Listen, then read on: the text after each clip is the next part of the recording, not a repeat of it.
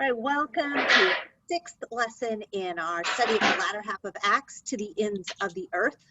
And we are in the middle of the second of Paul's missionary journeys. We saw him take that first journey all the way through southern Galatia and come back to Antioch, and then he got the itch. He had to go again. So someone to remind us what happened in the first half of this second journey.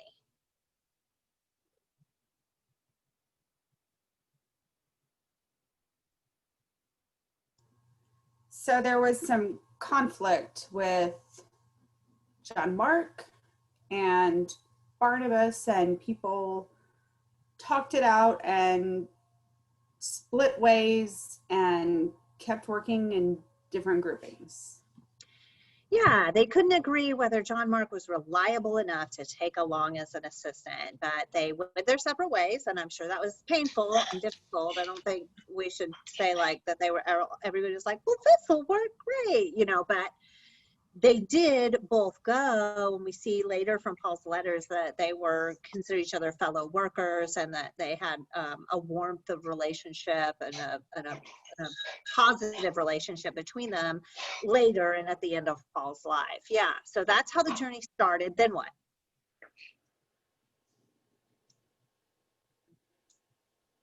This would be like chapter 16.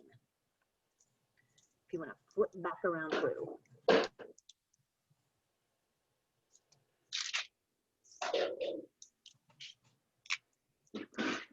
They picked up an extra assistant. Who was their new assistant?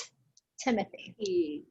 Yeah, so they wanted to have an assistant, we presume, and that's, why to add someone, but also Timothy was well spoken of. He was seems like a young disciple that was thought well of in the area, and then they decided he was kind of a half Jew, half Greek situation in his life. And so Paul circumcised him so as to facilitate the ministry. And we talked about how Paul didn't change his stance on circumcision. This was the very time that he was delivering the verdict of the Jerusalem Council about circumcision, but instead he did what was good for Timothy and expedient for the mission. And he circumcised Timothy, and then off they went, and we saw the major mission in that time was at Philippi. So we have those new converts in Philippi. Lydia is the church leader there and the church host, and then we saw the slave girl, we saw the jailer, and all of those people are who formed the initial Philippian church that Paul writes to later with such warmth and affection. Yeah, so now we're ready. So he moves on from Philippi. He's asked to leave by the government there, right? But he insists on being escorted out. He wants that, the status of legality and respectability that he's going to insist on by being escorted out by the magistrates for the Corinthian believer, or the Philippian believers as they stay there. Okay, so we're ready to start chapter 17. Let's read Acts 17, 1 through 9. Would someone read that out loud?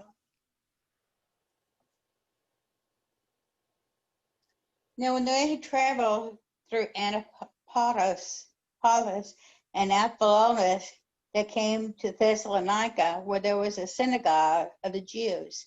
And according to Paul's custom, he went to them, and for 3 Sabbaths reasoned with them from the scriptures, explaining and giving evidence that the Christ had to suffer and rise again from the dead, and saying, this Jesus, whom I proclaim to you, is the Christ.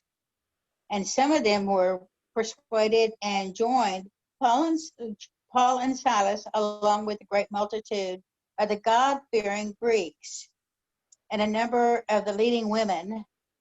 But the Jews, becoming jealous and taking along some wicked men from the marketplace, formed a mob and set the city in an uproar. And coming upon the house of Jason, they were seen to bring them out to the people. And when they did not find them, they began dragging Jason and some of the brethren before the city authorities, shouting, these men have upset the whole have upset the world and have come here also. And Jason has welcomed them, and they all act contrary to the decree of Caesar, saying that there is another King Jesus. And they stirred up the crowd and the city authorities who heard these things. And when they received a pledge from Jason and the others, they released them.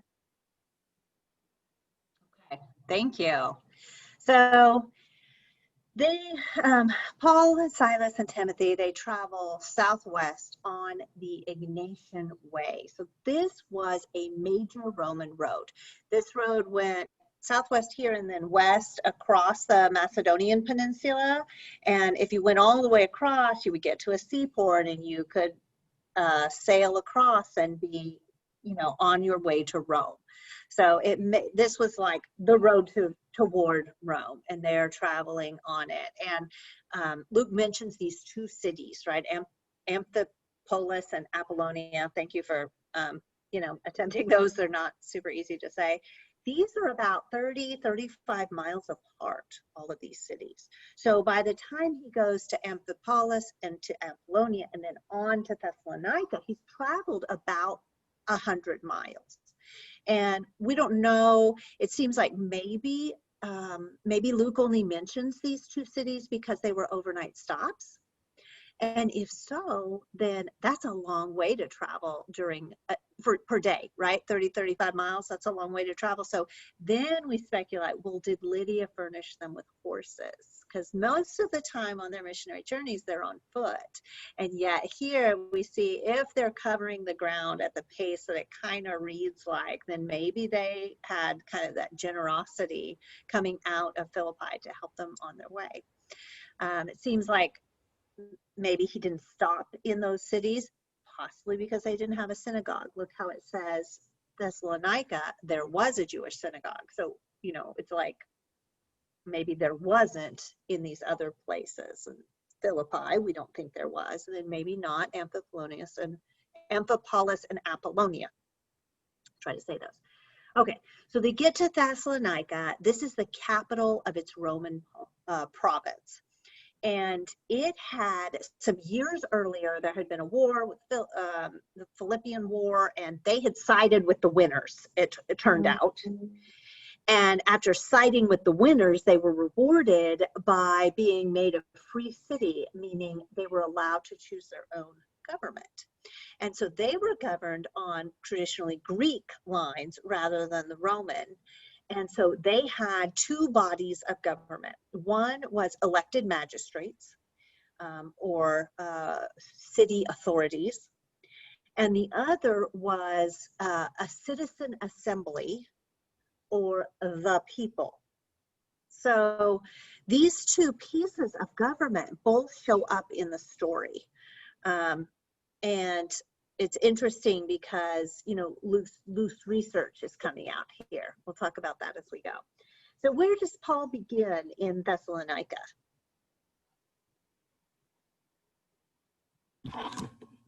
At the synagogue? Yeah, he starts at the synagogue, and this was his custom, right? There was a synagogue, so he's there. And how does he teach? It mentions specifically how he teaches. From the scriptures. From the scriptures, yes. What else? And reasoned with them? Yes, this word reasoned with them. This is dialegomai. This is like the word we get dialogue from. This is the first use of this word in Acts. So it kind of looks like, it talks about how he explained and proved or explained and gave evidence. So it kind of looks like he's changing his method to fit more of the Greek audience, right? He's in a more Greek area, so this may be a more Greek way of discussing or debating, right? You will see that even more so in Athens. He's explaining and reasoning, and what is the response? Well, some believed and some of them did not. Yes, yeah. Well, the God-fearing Greeks he convinced. So the reasoning seemed to work, but the Jews he made jealous. Yeah, and it does say some Jews believed, but yes, it seems like maybe it's the majority of Jews that become jealous. And just like we've seen before, that's that word zealous, that word for zeal, their like righteous protectionism of their nation and their religion and their beliefs, right? So they become jealous. And then who else believes? The prominent women. Yeah, some of the leading women is one translation. Some will say prominent women. We see a pattern in Acts where the women who have the freedom to join the church are repeatedly drawn to it. Notice that little leading women thing happens over and over in multiple cities. And it makes sense because the teachings of the church were respectful of women. They put standards on men that the rest of the society only put on women, right? They put standards on men and women for that behavior and for respect between them, not just one direction. So it makes sense that when the church has that stability and that respect, that women are drawn to it. And the Jews become jealous, and so they are going to go, what do they do? Angry mob. Yes, let's get an angry mob. That'll be great. Such a good idea. Yeah, my favorite scholar that I like to listen to said, they got together the local layabouts. These are the bad characters, the wicked men from the marketplace. So they go gather up the people that don't have anything better to do than to cause trouble. And they go, I'm going to mute. I can't figure out where that noise is coming from. So just unmute, please, and still discuss. But I did a mute all thing there. Sorry, that's Chris cleaning dishes. Oh, well, I mean, good job. We approve.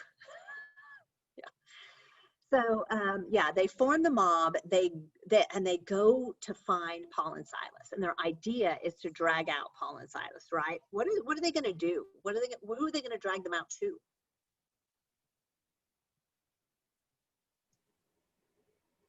To make some sort of spectacle, probably to beat them up. Yeah. So it's to bring them out to what do you have? What's your translation say? I have city authorities. Okay, so so this is the government thing that we're mentioning, right? So in verse 5, they're in search of Paul and Silas in order to bring them out to the people. Well, the people is not just folks. That is the word, that same word it can be used for folks, but here it's used for the citizen assembly. This is the part of the government. But because they don't have the people that they're most wanting to charge, they can't take them, to that authority. And so they take them instead into, like you said, the city officials or the city authorities is another common translation. And Luke actually in his word choice here, he uses the correct title that we see from inscriptions during this period. It's politarchs. And it's a nice little evidence of Luke's careful research and his reliability, right? That he has got the governing bodies of the time and place right, even though this was not the usual governing body in most of the cities. So I always like to find those like good little reliable bits and go, yes, Luke's doing good work for us here. So they can't find them. They drag Jason. Well, who is Jason? Their host. Yeah, his crime is hospitability, right? Hospitality. He's put them up, and so they're saying these people are behaving this way and Jason is supporting them. Well, Jason is supporting them. This was a major assistance to support and to give them hospitality. And so they've got him to the city authorities. And what are the charges? Look at verse 6 and 7.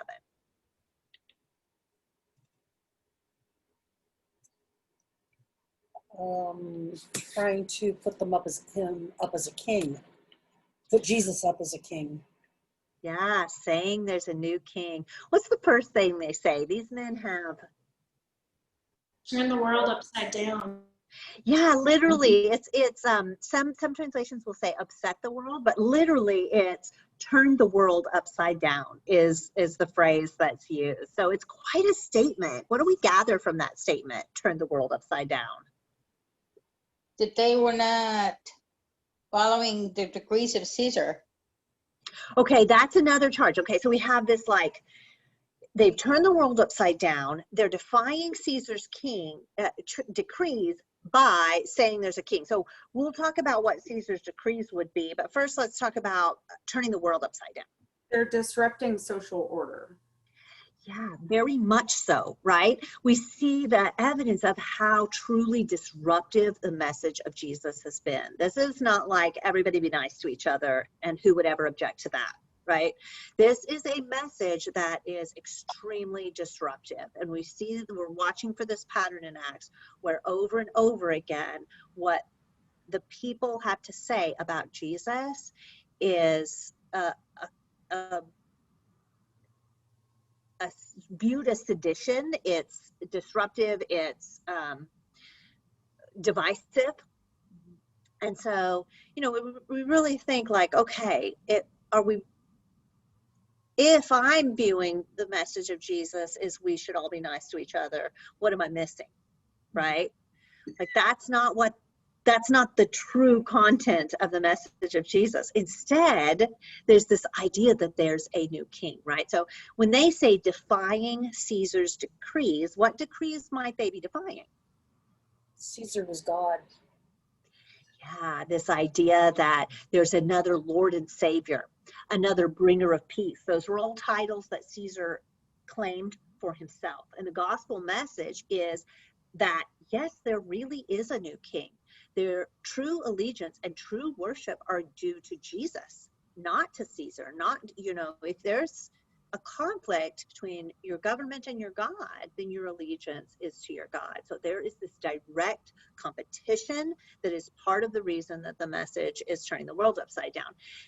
On the other hand, is there really a new king? This is kind of a yes and no thing, right? What's the no side?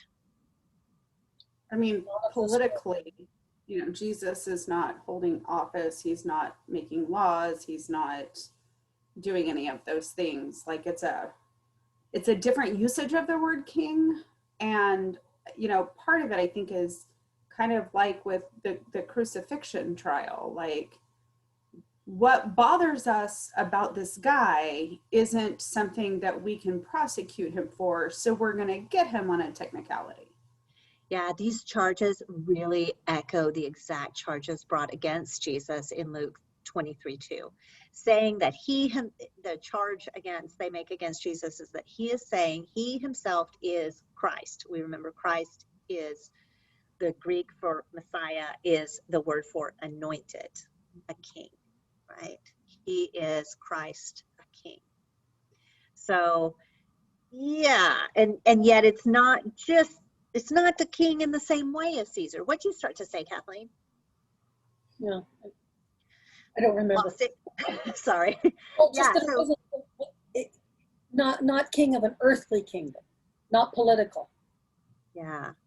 And so over and over again, the message is both seditious and a threat, and not seditious, not a threat. And this is why they keep being arrested and then not really found guilty. Now, sometimes they're held over or they're flogged or they're sent to someone else for a trial anyway, but they're never found guilty. And yet they keep being arrested, right? This pattern keeps happening. And why? So we have this idea of like, he's defying Caesar's decrees. Caesar had outlawed even saying there would be a change in ruler. Like even predicting that to happen in the future was considered sedition, right? So even if they say, well, yeah, but I just mean in the future, still that would be against a direct decree of Caesar. So how would the crowd feel about all this? Why would the crowd be stirred up?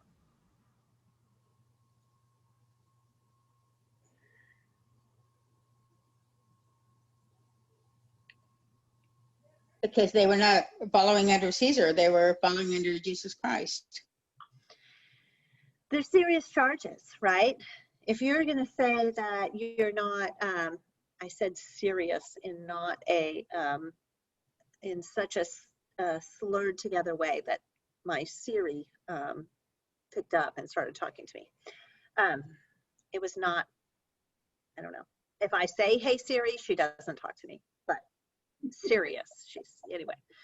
Yeah, so serious charges they are facing. There is a threat to the actual loyalty to Caesar, and they're thinking, what about accusations against our city? We don't want to lose our status. We don't want to bring down Roman, peacekeeping into our place. And so it is scary, and they make Jason do what? He pays a fee. Yeah, this is like posting bond. He puts up a security, yeah? So he puts up money to against some kind of promise, and they don't say exactly what the promise is. We think probably that Paul and Silas wouldn't preach anymore, or that they would leave the city. Because what's the next thing that's going to happen? They're going to hustle the guys out of the city, right? And we have to wonder if Paul would be so willing to go if maybe Jason hadn't given his word on the point. Yeah, maybe Paul would be like, no, I'll stay until I get beaten or something. It'll be fine. So they make Jason post a bond. He's putting up this collateral, and then they're about to go, right? In 1 Thessalonians, which is the first letter that Paul writes back to the church that's formed during this visit, it's really just a short time later. He talks about how he and Silas were driven out and hindered from coming back to continuing preaching. So I don't think he wanted to go, but he does. Take a look at verses 10 through 15 there. So they go on away to Berea. Okay. What's interesting about Berea is they have switched directions. It is southwest and not on the main road, that Ignatian way that I mentioned that they were traveling on that would take them across, and then eventually, this is headed towards Rome. They have gotten off of the main way, and we have other ancient sources. Cicero is one who says that this is a town difficult of access. So it seems like maybe they're going to hide out, lay low for a little while, but it's Paul. So what does laying low include? Going to the synagogue. Yeah, he's going to go do the same thing that got him in trouble in all the other places. He's bold, right? He doesn't ever back down, right? So he goes, and we get a commendation of the Bereans' character, right? Look at verse 11. What's their commendation? These Jews are more noble than those in Thessalonica. Yeah. Why? What do they do? They received the word with eagerness. And examine the scriptures. And they examine the scriptures. Themselves.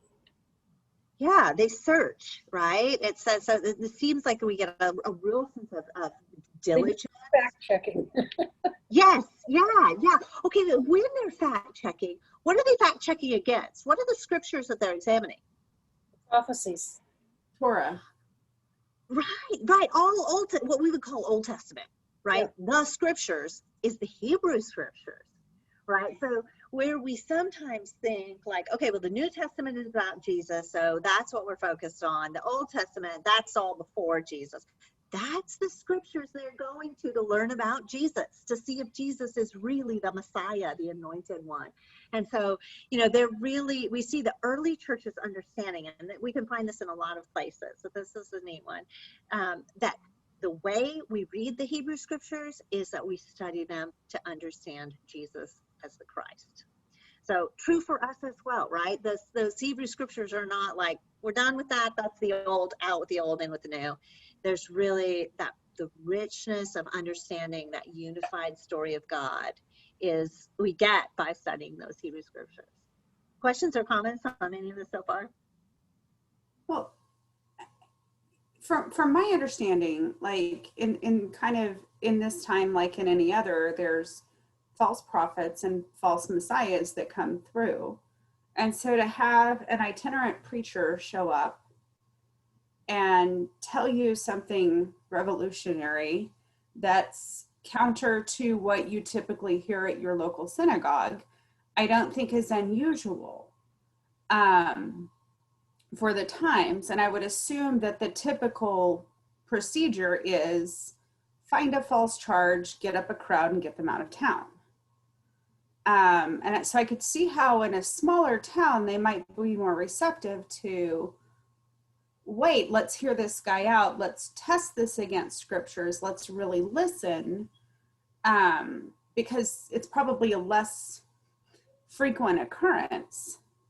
And you do see in all of these places where there are people who hear God's word, and these churches do get established and the truth does resonate. But you also have to wonder, like, how often did somebody come through going, I have a Messiah for you? Yeah, and we have evidence that that did happen, right? Yeah. Earlier in Acts, one of the Pharisees stands up and says, well, this guy said he was, and this guy said he was, and those both came to nothing. So, and then we have in other, like, outside scriptures, the writings of Josephus, they talk about these messiahs and claims. So we know this stuff did happen. I think you make a great point. Maybe they weren't going to Berea, and so the Bereans weren't tired of it, and they were a little more receptive. It's a good idea. And then just the idea that you can go and fact check, you can study and pray. That, when Jesus meets the disciples on the road to Emmaus, when he goes to the locked room with the apostles, it says he opens their mind to the scriptures, so that those very scriptures they can now understand in light of him where they couldn't before. So there's a work of the Spirit here, and a work of prayer and seeking that we see, and it's not surprising that through their diligence and their willingness to hear it, that they're able to see. I was struck by the phrasing in verse 11, that the Berean Jews were of more noble character. They had more desire for truth in them than the others. Yeah. And I think we may see a little, this may be a little editorializing by Luke, which I think he's entitled to. He lived through some of this, right? And we see that those, not implying that the Thessalonian Jews were not of noble character makes perfect sense, because the next thing they do is, chase down Paul to start trouble in the next place for him, right? So we see, like, the Jews in Thessalonica learned Paul was preaching in Berea and went there agitating the crowds and stirring them up. It seems to be that they were quite focused on Paul, right? Maybe as the spokesperson, because the brothers in Berea immediately hustle Paul off, and then Silas and Timothy are able to stay, and they don't join him till later. Right. They send Paul to the coast, and he probably takes it doesn't say, but he probably takes a ship all the way to Athens, and it leaves instructions for Silas and Timothy to join him. Right. Let's read verses 16 through 21, if someone would pick that up.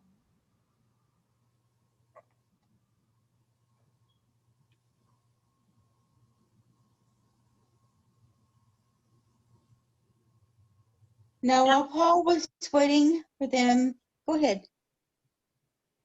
It's okay, we just Okay.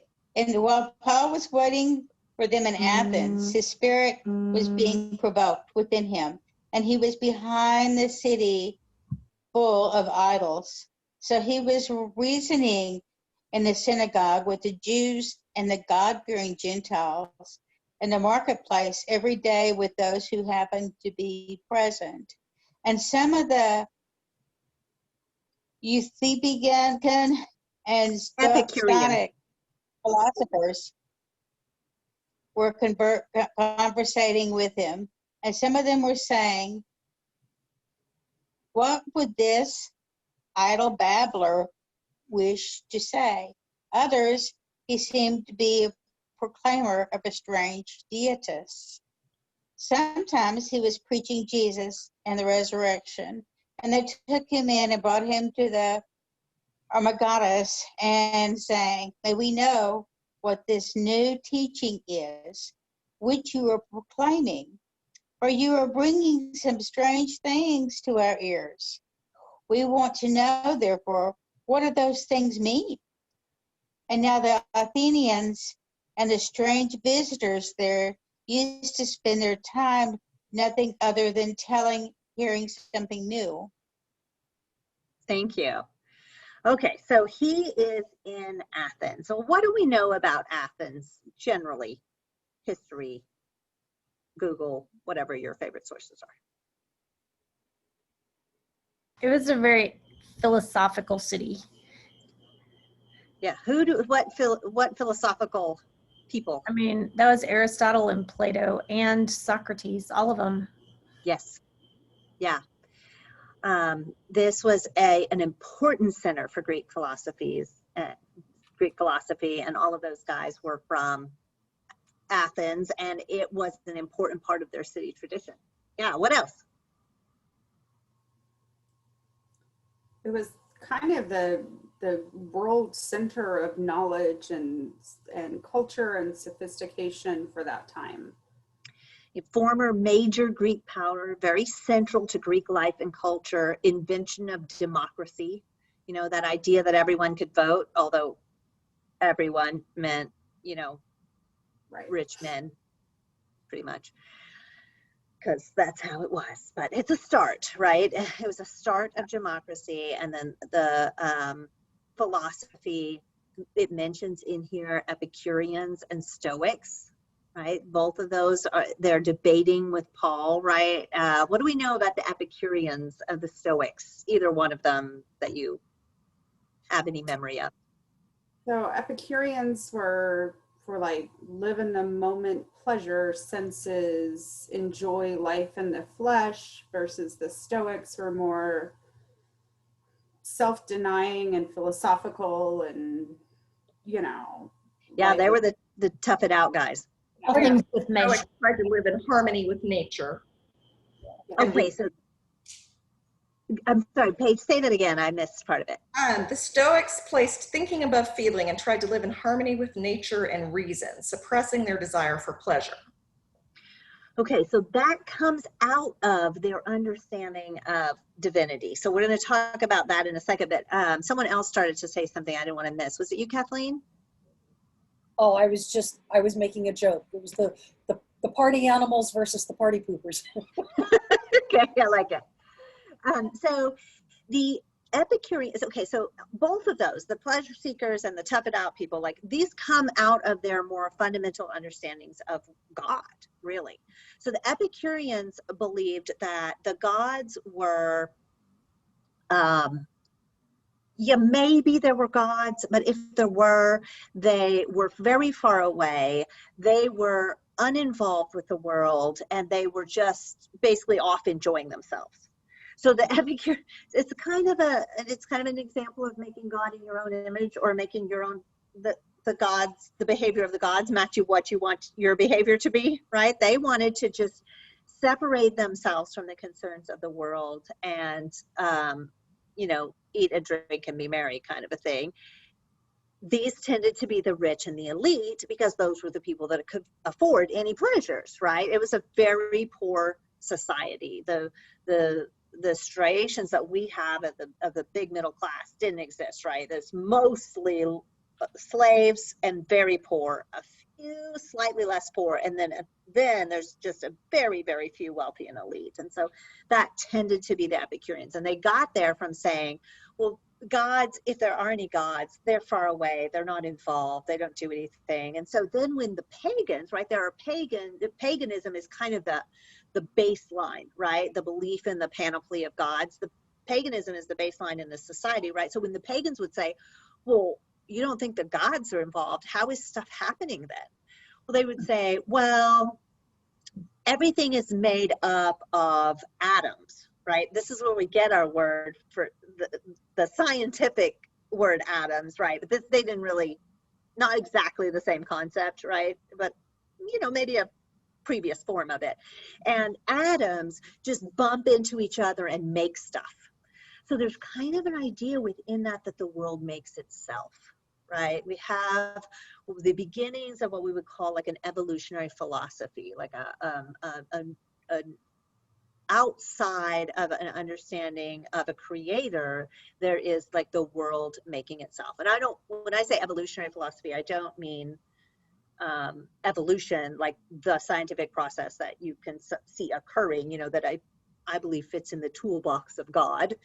It's just a quick take on how to reconcile those ideas. But theirs was very much a not God, not made by God. The world makes itself, because whatever gods are, it's far and it's removed.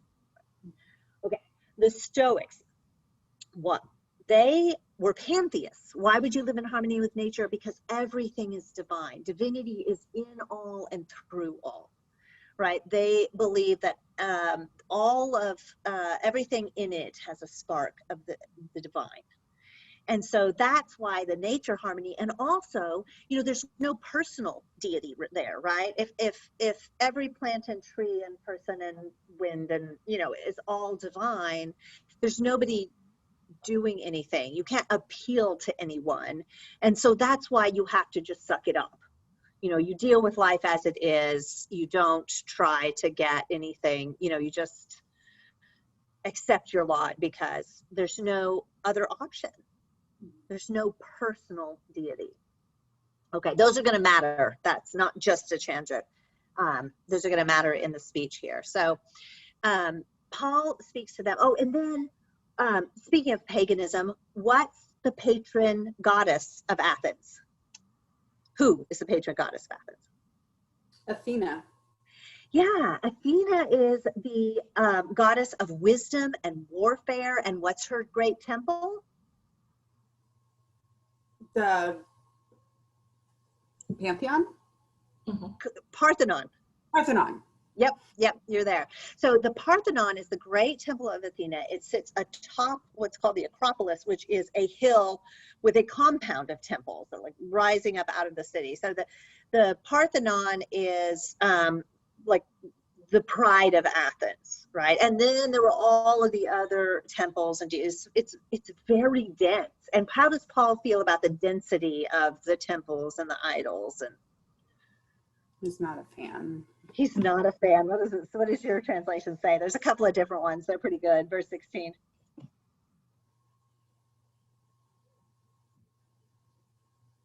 Greatly distressed.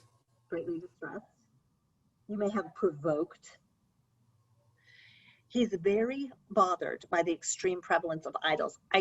I'm sort of imagining this as something that's happening because he's like trying to wait for Silas and Timothy, and he just can hardly stand it. And the whole time he's trying to wait for them, he's like, and over there, you know, so that he's upset. And so he starts, what does he start doing?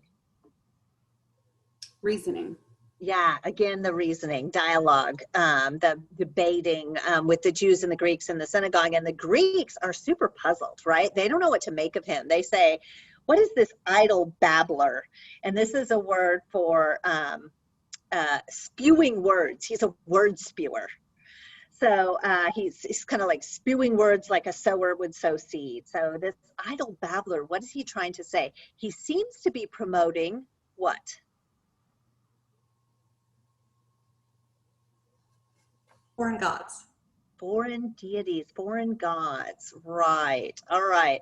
And it says, Luke says, he said this because Paul was preaching the gospel of Jesus and anastasis. That's the word for resurrection. Well, it's a feminine noun.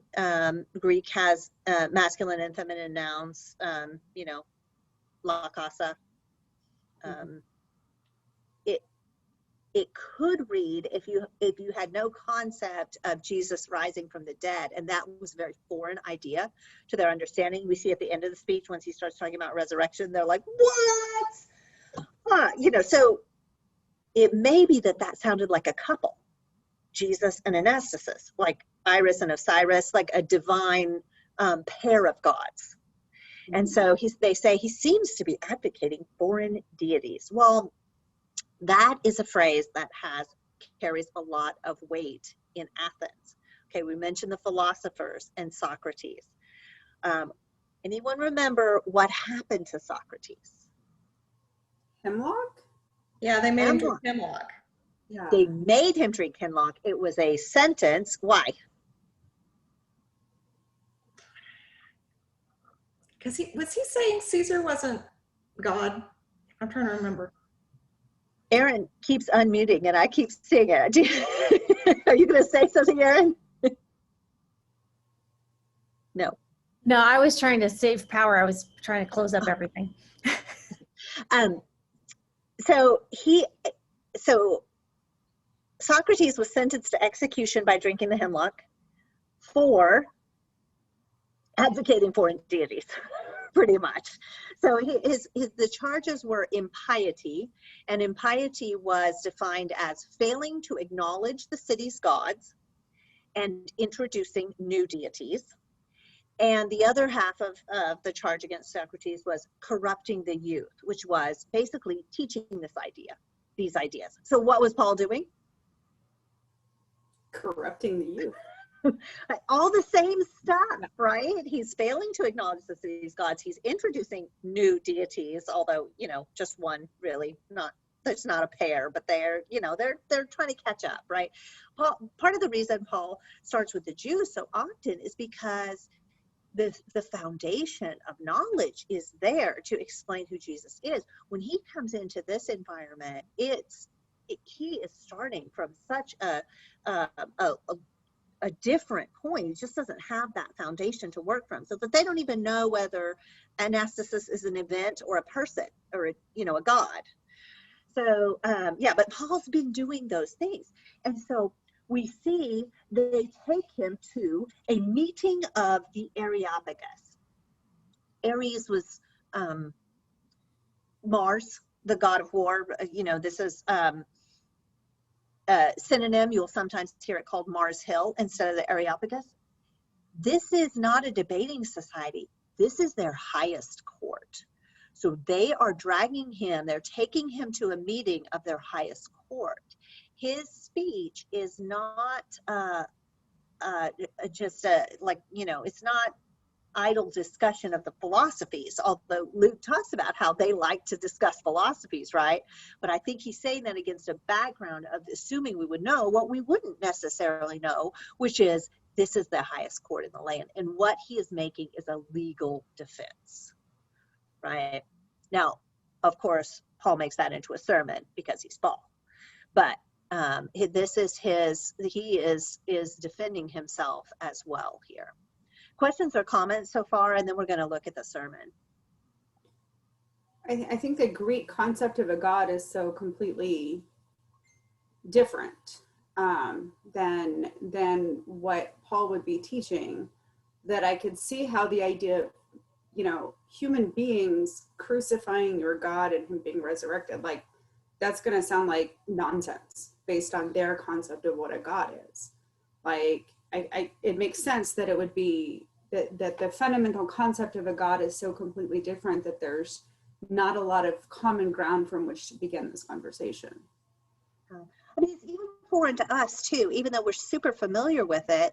Just the idea of, wait, God is weak?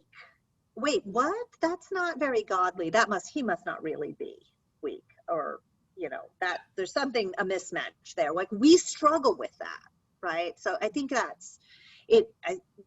Absolutely, that he's speaking to paganism that does not have the category of God, about the kind of God he's talking about, but also it's just a very surprising idea. Yeah. Well, the Jews didn't recognize, the Messiah they were looking for wasn't the Messiah they got either. Yeah. So. Other thoughts or comments, questions? So we see that, let's look at the sermon starting in verse 22. We're going to kind of walk through it together. So he starts out with, I see in every way you are very, what? Religious. Okay, religious. Anyone have any different translation? Some translations say superstitious. Yeah, this word can go either way. So it's kind of a little, it's a double-edged comment to start with, right? So Paul is laying the groundwork for what he's about to say, that if they're superstitious, there's something in that says you're just hedging your bets. You don't really know what is going to be good for you. It's kind of the nature of superstition, is just trying to hedge your bets and trying to cover all your bases, right? So he starts out with that, sort of setting the tone for what he's about to argue. And he says he's looked at all of their objects of worship, and he says, I even found an inscription to an unknown God, verse 23, right? So Paul has his entry into their philosophies, and this is a masterful speech. He is going to speak to all their philosophies. We talked about paganism and Stoics and the Epicureans, and then the other group that he's talking to are the Platonists, right? The kind of adherents of Plato and his philosophy. And the Platonism had like they had their ups and downs, and they were kind of in a down at this point. They weren't as popular, but they were the academics who said, well, we really don't have enough information. We can't tell what's going on. So we'll just stay agnostic and we'll leave the religions going. We'll keep on with a little of the practices of the temples, and just in case. And so they were like, academic, agnostic, just in case. Well, those could sound familiar to some of our elements in our culture, right? Epicureans, the pleasure seekers, yes. Stoics, there's God in everything, so you just have to live with it. Some of that's, we can feel how that shows up in our culture, right? Paul is going to speak to all of it. He starts with, to an unknown God. He is not saying, hey, great, we're all worshiping the same God, only you just don't know it yet. What he's saying is, you've been doing all this worship, but you are missing it, and you even know that you're missing it. There's this fault line. There's this hole in your philosophy, and you can tell because you're casting about for something that you haven't found with this altar to the old unknown God, right? So as he goes through, look how he speaks to each one, right? 24. The God who made the world and everything in it is the Lord of heaven and earth, and does not live in temples built by hands. Okay, so it's not that the world makes itself. There's not impersonal gods who've been walked away. There's a God, a person who made the world and everything in it.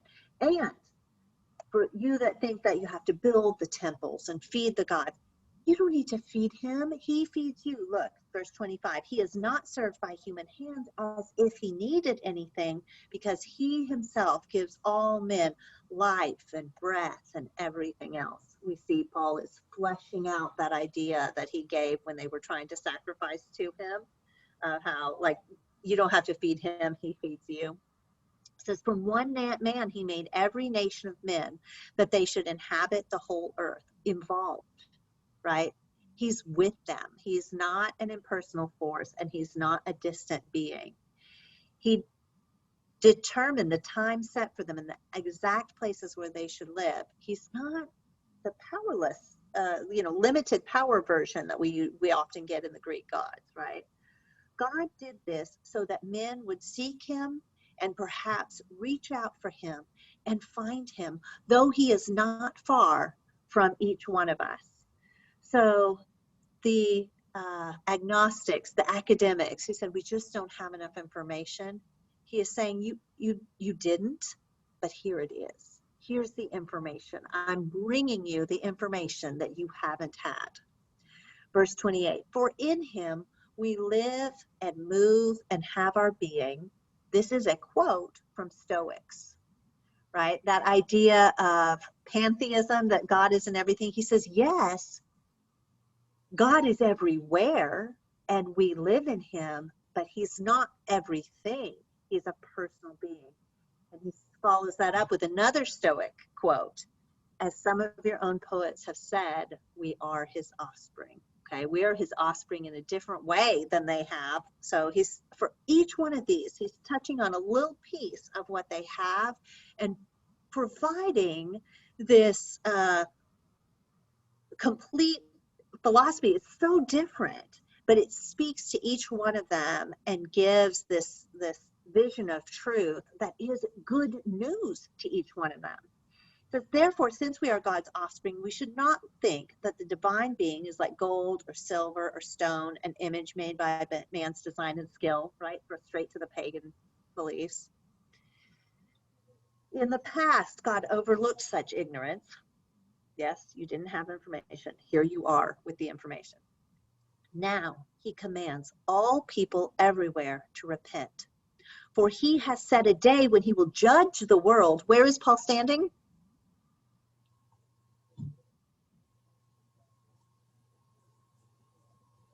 At their high The judges. The court, right? He's in their high court. He says, God has set a day where he will judge the world with justice by the man he has appointed. So the Christ that he's proclaiming is higher than your court. The God's judgment is higher than your court. Even he's standing in the court saying, everything I'm telling you completely outstrips all of this, including your highest court in the land. He has given proof of this to all men by raising him from the dead. He really kind of lost some of them at raising them from the dead. It's very unfamiliar. And you can see that they are willing to hear him again, many of them. And then a few believe. We get Dionysius and Damaris. And so we have a prominent man, a prominent woman. They're small number of converts because this is such an unfamiliar idea to them. But throughout, he speaks to each of it, right? What do you notice about this speech? What spoke to you?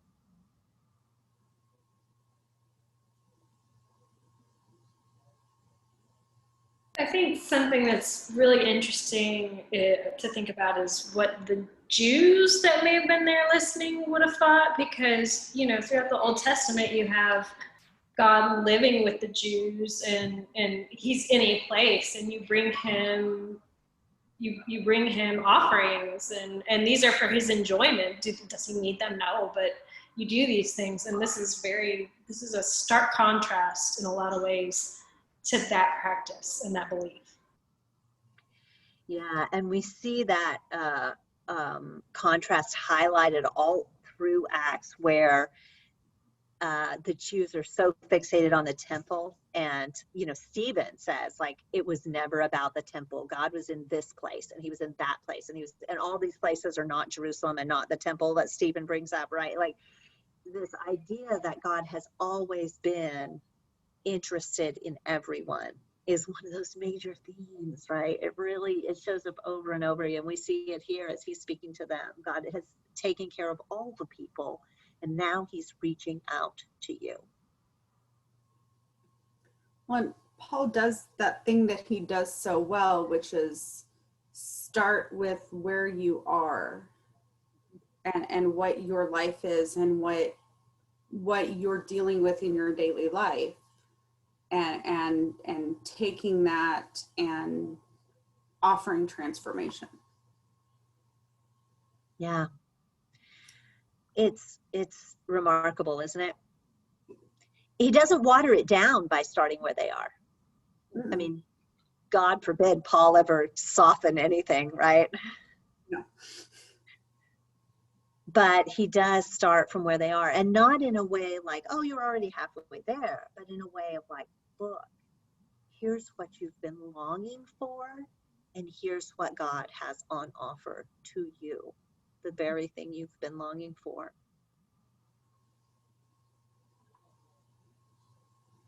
One of the things Linda pointed out yesterday in class was like, the very first thing Paul says is what, speaks immediately to the charge introducing foreign deities, right? Because he says, the altar in your own city to an unknown God. Let me tell you about that. So his defense, it starts out strong, and then it just, it really becomes this whole new philosophy to offer them.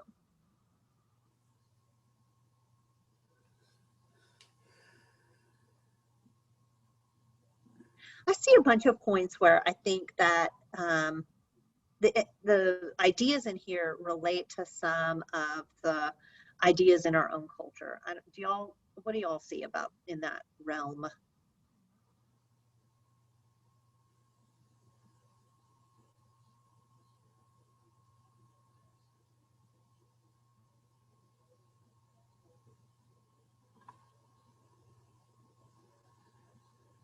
Do you mean in just this speech or the whole section that we've been reading? Sure. Yeah. Whole section, this speech. What do you see? Like there's a lot more. Well, I see quickly a lot more with the Thessalonians. And, Okay. They become jealous because they've had all the power of the Jewish people, and then all of a sudden they're losing people. And it's like, oh, got to retain my power, got to retain my power. And so we were counting on those prominent women. Yes, so let's attack the things that are causing us to lose followers and people. And like even to the point of chasing them down, anything, and we see that every day in our culture now, anything that's attacking our structure, power structure, is being attacked, or we see that everywhere right now. Yeah, we really do. And just that the disruption that a truly self-sacrificial life is, and the disruption that a life of true love, not niceness, not just niceness, but true love, and the disruption that brings to society, and how threatening it is. I think we do see that. Yeah. What else?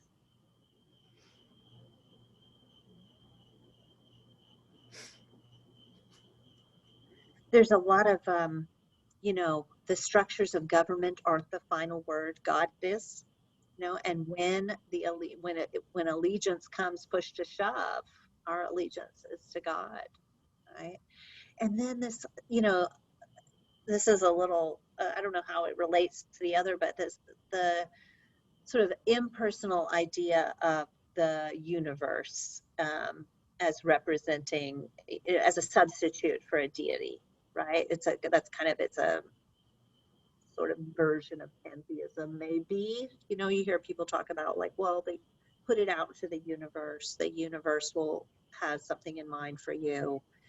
And Paul is really specific to say over and over again, it's not the universe. There's a person here, a person who made you, a person who gives you everything you have. And that idea of allegiance to a true God and not an impersonal force can seem quite radical, I think, in our current culture.